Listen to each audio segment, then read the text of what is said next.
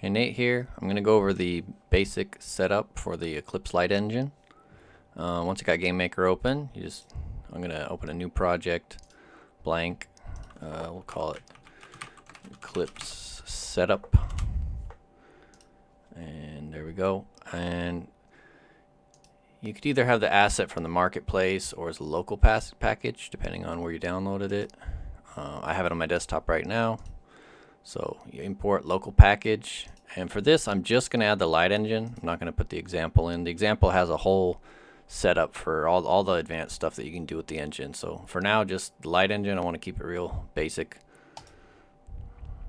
And once that's imported, the most basic part is just grab this light engine object in the light engine folder, drop it in the room, and I'm just going to run it. I want to show everything just with the pure defaults that GameMaker gives you when you make a blank project. So it runs, empty room, nothing in it. And we can look at the log too just to check. You can see it logged, what kind of shaders it uses, whether it uses multiple render targets, and what it found. So now we're gonna set it up so that we can actually see some lighting and shadows and whatnot. So I'm gonna change the background so it's easier to see once it's working.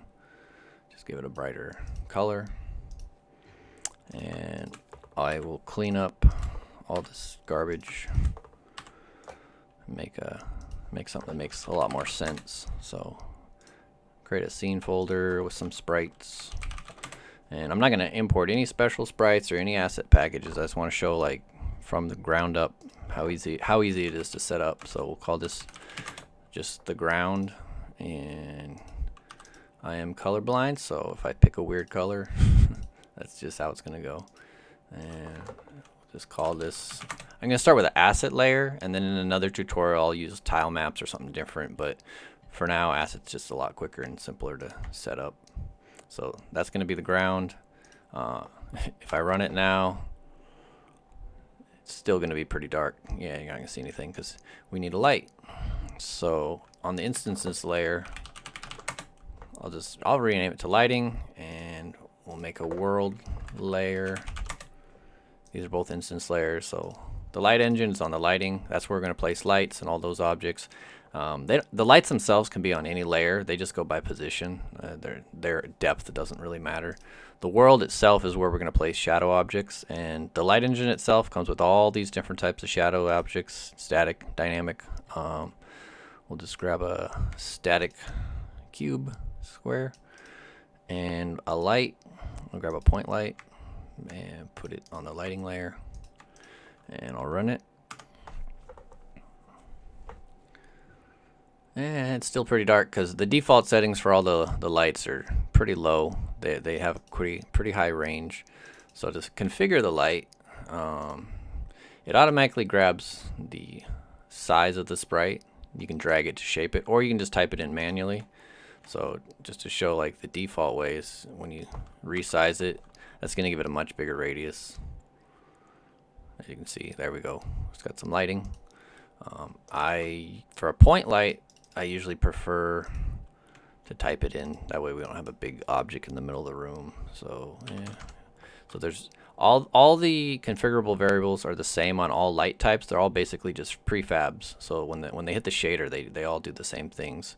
And we'll turn up the intensity, and then the fall off goes from -1 to 1. When you're in negative fall off, that means it's not like a hard fall off. It'll taper out, and the attenuation will basically go on for infinity. So now when we run it, it should look a little nicer. There we go. So that's the basic setup.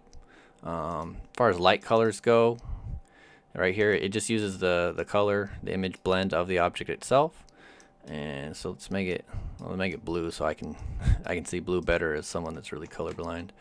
And I'll show the other prefabs. You wouldn't use these filler objects normally, but they're just there so it has something to draw. And you should be able to see all those with some shadow. There they go with the blue light. And just I'll do one more thing for this tutorial, and I'll add a mouse light. And if I just inherit directly from any of the given light types, I'm going to do a point light, but you could do any of the light types really.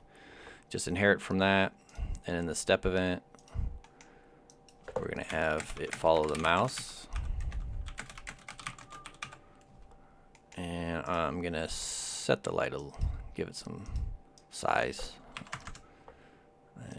And the Z value does exist, so like the closer it is to the ground, the farther out the shadow is going to be. All the shadows are calculated in 3D, so the higher we'll get a smaller shadow. And intensity is actually fine, and then I want the fall off all the way. So in the lighting, I'll just paste this mouse light and get rid of that one. And I do want the color there. Change it. And there we go. That's the basic setup. Got all these different shapes up here. These are all static ones, but the dynamic ones are just as easy as it's set up. You have to actually move them with something, add some code. But that's it. That's how quick you can set up just the basic Eclipse Light Engine.